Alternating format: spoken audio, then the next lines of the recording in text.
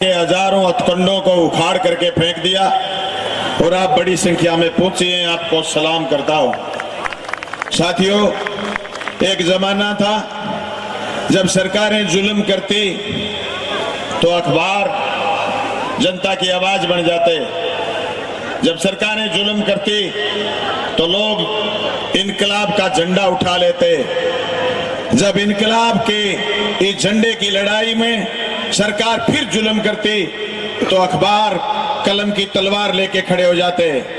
मैं मंच से नाम नहीं लेना चाहूंगा किसी अखबार का, लेकिन मुझे भारी गुरेज है इस विज्ञापन से। क्या कोई ऐसे कर सकता है कि वही विज्ञापन छाप दे, झूठी बातें लिख दे और वो विज्ञापन बिना किसी नाम के, बिना किसी सौजन्य के, बिना किसी धनी दोहरी के विज्ञापन कोई अखबार छाप दे और जनता को कंपनी और फैक्ट्री गुमराह कर दे और ये कहे कि इलाके के लोगों को रोजगार मिलेगा। ये कंपनी और ये फैक्ट्री अमित शाह और मोदी के इशारे पर लग रही है। ये उन्हीं तरीके के झूठे लोग हैं जो राज में आने से पहले कहते थे कि 1 साल में 2 करोड़ रोजगार देंगे। आज उनको 11 साल हो गए, 22 करोड़ रोजगार हिंदुस्तान में होते तो आज ये इनकलाबी झंडे यहाँ इकट्ठे नहीं होते। आज उनकी बात पर लोग यकीन करते, लेकिन वो झूठे लोग हैं, मक्कार लोग हैं, बड़े बड़े लोगों के दलाल हैं, उनकी दलाली कर रहे हैं और उनकी चिलम भरने का काम पूरा का पूरा प्रशासन कर रहा।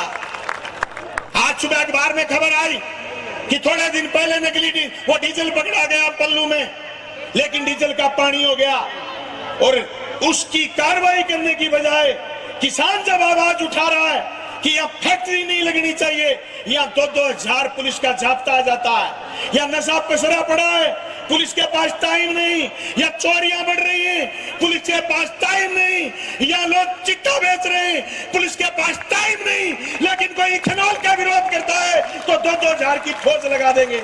आज पुलिस के पास टाइम ही टाइम है। किसके लिए? एक सेठ के लिए। किसके लिए? इथेनॉल के मालिक के लिए। कौन इथेनॉल का मालिक? नितिन गडकरी। गडकरी का छोरा, वो छोरा जिसका 1 साल में टर्नओवर 2 करोड़ से बढ़कर के 200 करोड़ हो जाता है। क्या ऐसी विधि जनता को भी कोई बताने का कष्ट करेगा? क्या ऐसी विधि कोई किसान को, किसान के बेटों को बताने का कोई कष्ट करेगा? जिसका टर्नओवर 1 साल में 100 गुना, 200 गुना, 500 गुना बढ़ जाए। ऐसी परिस्थिति पैदा कर दी। ये सही कह रही थी बहन जी, ये अन्न का कटोरा, टीबी, यहां से हनुमानगढ़, पीलीबंगा, ये धान का बेल्ट, इस बेल्ट में इथेनॉल फैक्ट्री लगेगी। पानी जमीन से खींचेंगे, पहले तो आपका पानी खत्म करेंगे और उसके बाद वो गंदा पानी, वो केमिकल युक्त पानी वापिस आपकी जमीन में भेजेंगे। पूरा का पूरा इलाका टेढ़ा मेढ़ा हो जाएगा, कैंसर युक्त हो जाएगा। साथियों, थोड़े दिन पहले पंजाब में जब बाढ़ आया, बाढ़ के बाद जो लोगों ने पैसे इकट्ठे करे, मैं फरीद फाजिल्का जिले के गांव में गया था। मैंने वहां जाकर के देखा, छोटे से गांव में 50 कैंसर के मरीज थे।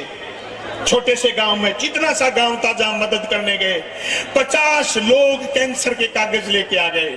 ये चिंता हमने पिछली 26 तारीख को जिले के कलेक्टर को बताई कि ये कंसर्न है, ये चिंता है, टीबी के लोग लेट खड़े हुए हैं। मुझे याद है कामरेड सोपत सिंह को एक बार एक कलेक्टर ने पूछा कि इलाका कैसा है, मैं मौजूदा कलेक्टर साहब को बताना चाहता हूं, तो सोपत जी ने जवाब दिया था, ये इलाका सोता बहुत है लेकिन ये जाग जाता है, फिर इसको नींद नहीं आती है। कलेक्टर साहब, ये इलाका सुनना बहुत है पर जब जाग जाता है तो आपकी फौज, आपकी पुलिस, आपकी गोलियां, आपकी लाठियां कोई महीना नहीं रखेगी। छाती अड़ाएंगे और लड़ते हुए आगे जाएंगे, देखेंगे आपकी फैक्ट्री कौन रखता है। लेकिन हमने कामरेड सोपत सिंह के उस आंदोलन को आगे बढ़ाने का काम करा है।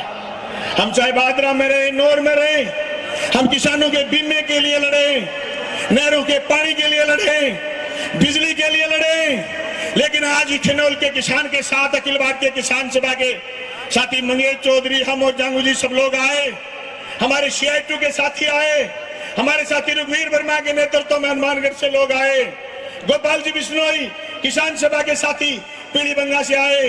हम सब आपको ये कहने के लिए आए कि आप अकेले नहीं हो। पुलिस जुल्म करेगी, सरकार जुल्म करेगी, भजनलाल जुल्म करेगा, तो विधानसभा में तो आवाज अभिमन्यु उठाएगा, लेकिन विधानसभा को घेरने का वादा हम सब लोग मिलकर के रखते हैं। हम सब लोग मजबूती से लड़ेंगे, कतरा कतरा लड़ेंगे, पग पग पर लड़ेंगे, इंच पर लड़ेंगे और तुम्हारी लाठी और गोलियों का मुकाबला करेंगे। लेकिन तुम्हारा ये जय, तुम्हारा ये केमिकल युक्त फैक्ट्री इस इलाके में नहीं रहने देंगे। स्पष्ट कहना हमारा कलेक्टर से कि आपको 2 बजे का समय दिया था, वो समय सीमा पूरी हो गई। अभी आप चेक कर रहे हो, क्या ये उधर जाएं, क्या ये इधर जाएं। कलेक्टर साहब, हम किधर ही जाएं, हम किधर ही जाएं, उधर ही तुम्हें झुकना पड़ेगा। तुम्हारे ऊपर के अफसरों को कह दो कि हजारों लोग आए टीपी में, अभी भाषण चल रहा है, इधर फैक्ट्री है, इधर तुम्हारा दफ्तर है, उधर तुम्हारी रेलवे लाइन है, हम कहीं भी जा सकते हैं, किधर भी। हमारी संघर्ष समिति यह कह देगी कि चलो, उधरी जनता चल पड़ेगी। फिर हमारे यहाँ रिवाज है, फिर कागज से नहीं मानेंगे, फिर आपको फिर बड़े आदमी को बुलाना पड़ेगा, फिर आप जिले में कलेक्टर नहीं बचोगे, फिर आपकी कलेक्टर रहने की ख्वाहिश पूरी नहीं होगी। इस जिले में कलेक्टर रहना है तो इस जिले के किसान को, नौजवान को, माता और बहनों को सुनना पड़ेगा।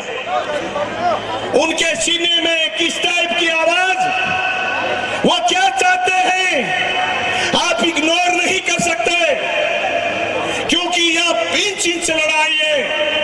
आज इथेनॉल के किसान इकट्ठे हैं, कल भादरा में मूंग तुलाई के लिए, नहर के पानी के लिए किसान इकट्ठे हो रहे हैं, परसों मंगेश चौधरी बिजली की लाइन के लिए लोगों को इकट्ठा करेगा, परले दिन पल्लू में कोई फसल बीमा के लिए लोगों को इकट्ठा करेगा।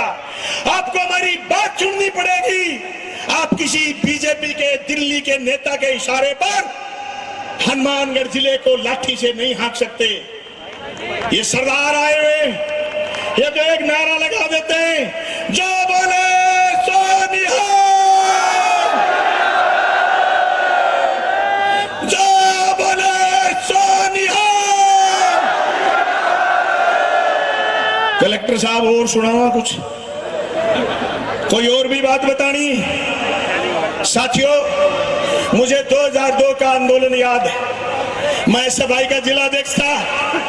गुरुजी, जांगू जी और अशोक जी, ये लोग लड़ रहे थे, ये लड़ाई के अगवा लोग थे। 20,000 किसान आए हुए थे। उस समय भी पुलिस ने यही करा, लोगों को रोकने के लिए जुल्म करने की कोशिश करी, पर जैसे महंगा सिंह को भीतर ले गए, हमारे साथियों पर मुकदमा करे, हम लोग खड़े होकर के आ गए। या रात्रि खेड़ा में प्रदूषण होगा, उसकी आंच पंजाब से, उसकी आंच हरियाणा से, उसकी आंच पूरे इलाके से सुनाई दी। दोस्तों, मैं कहना चाहता हूं प्रशासन से कि इस इलाके में जब लोगों ने तय कर लिया फैक्ट्री नहीं लगेगी, तो चाहे आप हमारी कुर्बानी ले लें, चाहे आप हम पर मुकदमे कर लें, चाहे आप हमें जेलों में भेज दें, चाहे आप कुछ भी कर लें, जब तक फैक्ट्री नहीं उखड़ेगी हम लोग चैन से नहीं बैठेंगे, हम लोग चुप नहीं रहेंगे, हम लड़ेंगे। पर तुम रोज पुलिस कहां से लाओगे? तुम रोज कौन से थानों से पुलिस बुलाओगे? तुम बीकानेर से जाब्ता बुलाओगे, तुम चूरू से जाब्ता बुलाओगे, तुम दिल्ली से फौज बुलाओगे। बुलाओ फौज, मारो हमें, क्योंकि तुम तो घोषित हो गए हो, अडानी के दलाल, अंबानी के दलाल घोषित हो गए हो। तुमने लोकतंत्र छोड़ा ही नहीं, तुमने भगत सिंह की कुर्बानी को धता बताया है, तुमने पंच प्यारों की कुर्बानी को धता बताया है, तुमने हिंदुस्तान के किसान को रियाल देने का काम करा है, हिंदुस्तान के किसान की जमीन खा रहे हो। कभी तुम बिजली के तार लेके आ जाते हो, तुम कभी इथेनॉल की फैक्ट्री लेके आ जाते हो, कभी तुम जगह जगह नहरों को छेदने के लिए बड़े पूंजीपति को ले आए। अरे भजन लाल जी, हम तो समझते थे तुम बड़े सीधे साधे हो, पर तुम तो जलेबी से भी टेढ़े निकले। अरे तुम तो जलेबी से भी टेढ़े निकले। जलेबी मीठी होती है, पर तुम्हारी चाशनी खारी है। खारी जलेबी हमने जिंदगी में देखी नहीं। किसान भाइयों बहनों, जब जब ये बीजेपी हावी हुई है, इसने हमेशा हमें खारी चाशनी से वास्ता कराया है। पता है आपको, आप तो धन्य हैं, आप मजबूत लोग हैं। हनुमानगढ़ जिले के हम लोग एक दूसरे से प्रेम करते हैं। पता है हालत क्या है राजस्थान की? राजस्थान में 4 लाख हेक्टेयर जमीन जो इन्होंने अडानी को दे दी। अडानी बिजली पैदा करेगा, ये सूर्य अडानी को ठेके दे दिया। जमीन 4 लाख हेक्टेयर अडानी के ठेके दे दी। वहां से बिजली की लाइनें जाएंगी, 765 kWh की लाइन, पौन बीघे में एक पोल, 60-60 मीटर का चारों तरफ रेडियस, पूरे इलाके से बिजली की तारें गुजरेंगी। मुआवजा जहां लोग लड़ेंगे वहां मुआवजा देंगे, जहां लोग नहीं लड़ेंगे दुग्गी नहीं देंगे। कोई नियम नहीं है इनके। 10 लाख मुआवजा एक पोल का दिया है, पर नागौर में किसान सभा लड़ी, 48 लाख दिया। शिक्कर में आते ही एक पोल का मुआवजा शबनम जी 1 करोड़ 12 लाख रुपए एक पोल का मुआवजा दिया है। भाइयों, कोई नियम नहीं है। कलेक्टर आपको वार्ता में कहे ए नियम ओ नियम ओ नियम, संघर्ष समिति के लोगों कह देना हम तो जानते नहीं नियम क्या है। ये सामान उठाओ, चलते बढ़ो, यही नियम है, यही अदालत का, जनता की अदालत का फैसला होना चाहिए। ये लोग बड़े पूंजीपतियों के दलाल हो गए। ये लाख कमी गिनाएंगे नेहरू में, ये लाख कमी गिनाएंगे कांग्रेस में, ये लाख कमी गिनाएंगे किसी और में। पर मैं कहता हूं, जो राज में बैठा है सवाल इसी से होगा। प्रशासन उसी से बात करेंगे जो प्रशासन आज सीट पर है। मैं जिले के कप्तान को और जिले के कलेक्टर दोनों को कहना चाहता हूं, आप लोगों की चिताओं पर अगर इथेनॉल की फैक्ट्री लगाना चाहते हो तो गिन लो, लोगों की लाशें गिन लेना और चिता का सामान तैयार कर लेना। हम जोहर करने के लिए तैयार हैं। तुम बंदूक लेकर के आओ, तुम गोलियां लेकर के आओ, लेकिन मैं कहना चाहता हूं तुम लोकतंत्र के अंदर समा जाओ। पहले संघर्ष समिति को चिट्ठी भेजो कि काम बंद हो गया और आ जाओ वार्ता करने के लिए। संघर्ष समिति जाएगी, पर तुम किसी के एजेंट बन के काम करोगे तो ये हनुमानगढ़ जिला बर्दाश्त नहीं करेगा। हनुमानगढ़ जिले में ऐसी बर्दाश्त नहीं होगी। दोस्तों, हमने बहुत आंदोलनों में भाग लिए, हमारे आंदोलनों के नेता हमारे साथ बैठे, हम इनकी अंगुली पकड़ के लड़ना सीखे।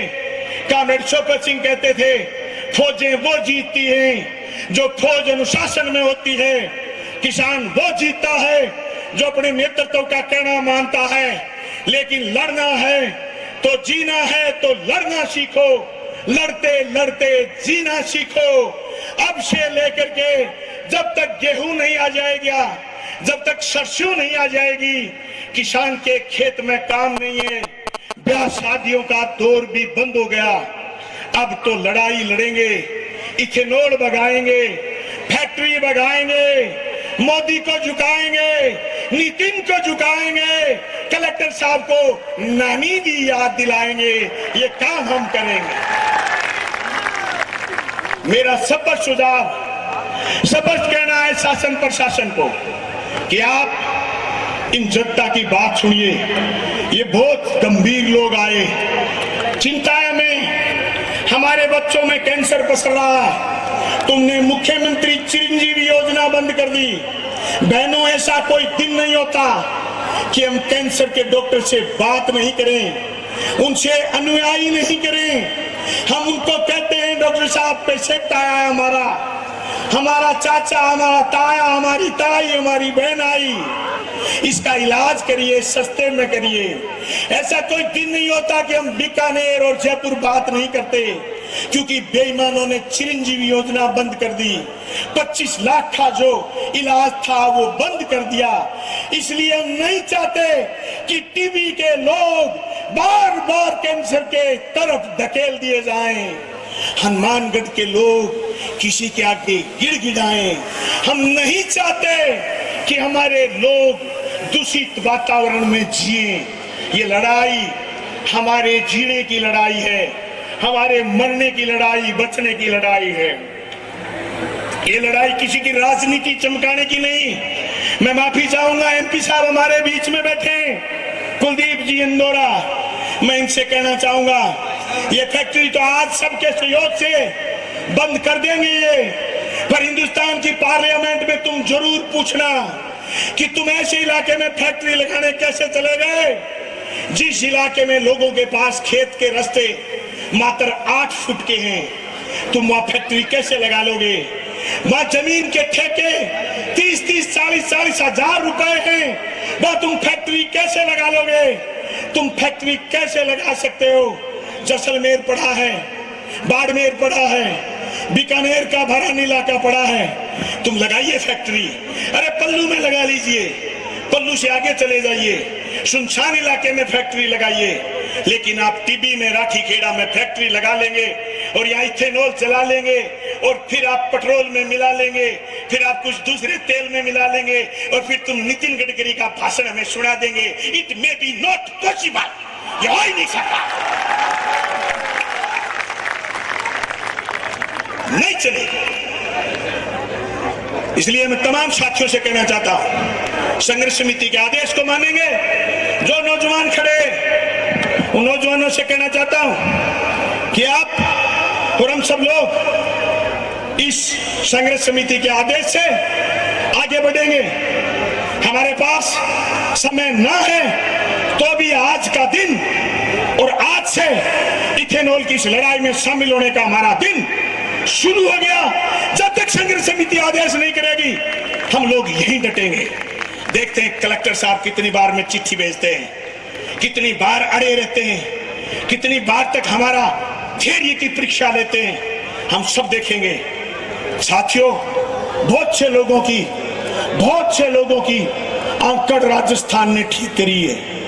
मुझे याद है वसुंधरा जी का राज था, रावड़ागढ़ साना का आंदोलन था, गोली चली, लाठियां चली, कुर्बानियां हुई, जेलों में गए, 1 दिन, 9 दिन, 1 महीने, 6 महीने जेलों से बाहर आए, वसुंधरा गई।